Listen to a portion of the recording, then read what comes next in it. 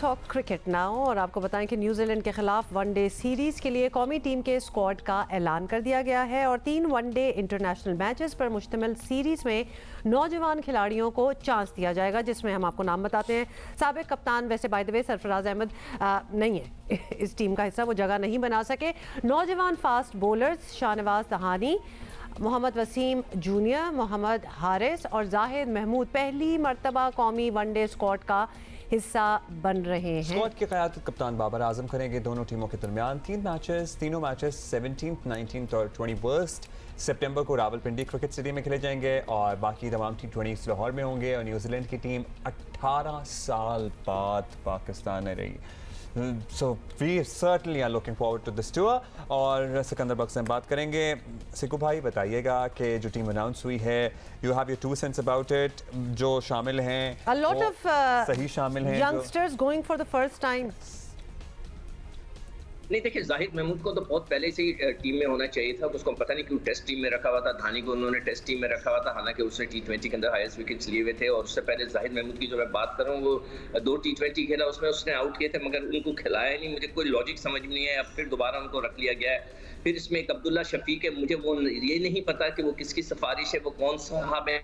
एक मैच खेलने पर, एक डोमेस्टिक क्रिकेट का एक मैच खेलने पे वो पाकिस्तान टीम के अंदर है। अच्छा, मजे की बात यह कि अगर कोई बहुत अच्छा खिलाड़ी होता है, जैसे तौसीफ बगैर फर्स्ट क्लास के खेले थे, वसीम अकरम खेले थे, तो उनको खिला दिया गया था। इन साहब को अब्दुल्ला शफीक जो भी हैं ये, और जो भी सिफारिश इनकी कर रहा है, उनको ये सिर्फ टीम के साथ घुमा रहे हैं।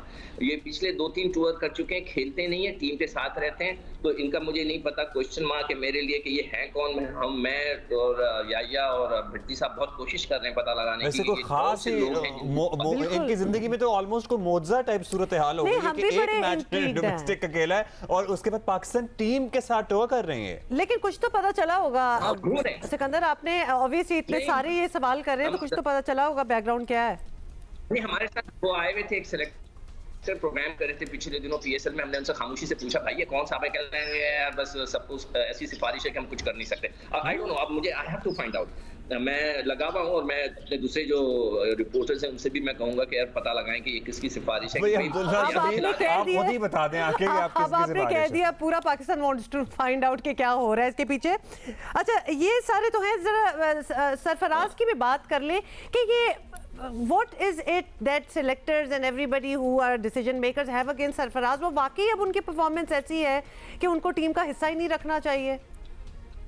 वो खेले ही नहीं तो परफॉर्मेंस कहाँ से करेंगे वो? देखें, सबसे पहली बात ये है कि उसके साथ जो सबसे बड़ी ज्यादती ये हुई है कि वो T20 का कप्तान था और वो पाकिस्तान की T20 की टीम में 1 साल नंबर 1 रही है।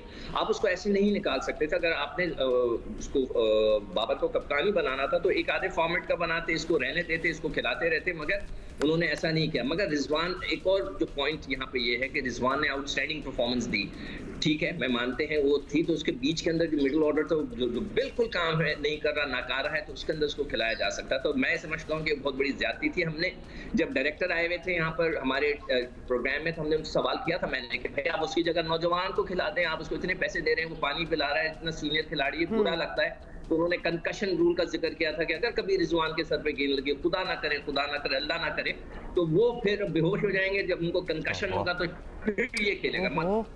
अब मुझे सिर्फ इतना बता दें, कोई लॉजिक थी बात करने की, मगर जब आपके पास कोई जवाब नहीं होता देने का तो फिर इस किस्म की आप बात करते हैं। तो मैं समझता हूँ कि उस वक्त उसके साथ जाती हुई, मगर अब बिल्कुल सही हुआ है कि अब नौजवान, अगर जब उसने आपने खिलाना ही नहीं है तो जो नौजवान बच्चा है हारिस, उसको उन्होंने चांस दिया है। देखते हैं कि वो कैसा है और अल्लाह करे उसको कहीं मौका मिले तो जरूर चांस दे दें।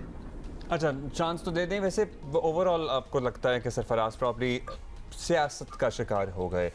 खैर, how important is this tour for us? आगे जाहिर है वर्ल्ड कप भी है, इसके लिए कुछ ज़रा रोशनी डालें। और 3 लेग स्पिनर्स भी हैं, ये तीनों ज़रूरी थे या फिर एक आध कम होता तो भी गुजारा हो सकता था? नहीं, देखो, सबसे पहले तो मैं पाकिस्तान क्रिकेट बोर्ड को मुबारकबाद देना चाहता हूँ। Very well done. 18 साल बाद न्यूजीलैंड आ रही है और ये बहुत इंपॉर्टेंट टूर है पाकिस्तान के लिए, और पाकिस्तान को चाहिए उसकी जितनी भी हिफाजत कर सकें, कितना भी इसको अच्छी तरह ऑर्गेनाइज करें, ये हमारे फायदे के लिए। इसके बाद फिर इंग्लैंड भी आएगा, ऑस्ट्रेलिया भी आएगा और दूसरी टीमें तो खैर आ ही रही हैं, मगर ये 3 टीमें थी जो नखरे कर रही थी, तो इनको जो है मौका मिल जाएगा अगर कोई चीज़ गलत हो गई। मैं तो कहता हूँ क्राउड को रखें ही ना।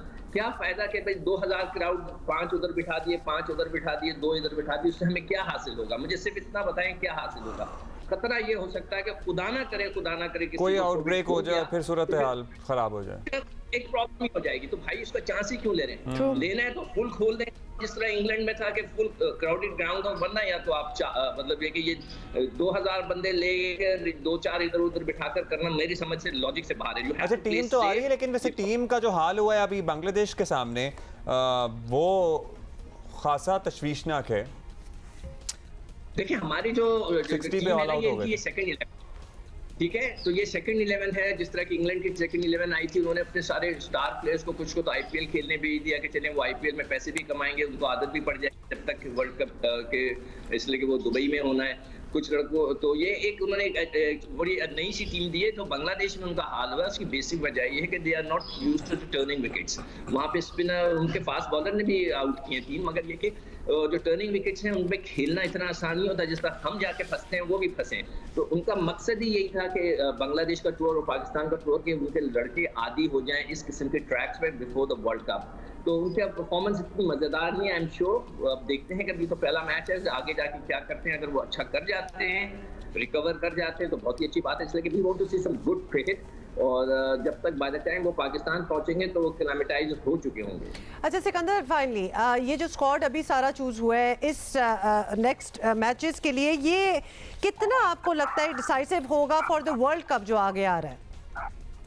बहुत ही ज़्यादा इंपॉर्टेंट होगा। देखें हमारी कंडीशन और यूएई की कंडीशन एक जैसे है, इसमें सेलेक्टर्स को बहुत स्मार्टली, जैसे आप कह रहे थे ना 3 लेग स्पिनर खिला दिए आपने, तो 3 लेग स्पिनर कौन से खेलेंगे उनको आपने आइडेंटिफाई करके उनको चांसेस भी देने।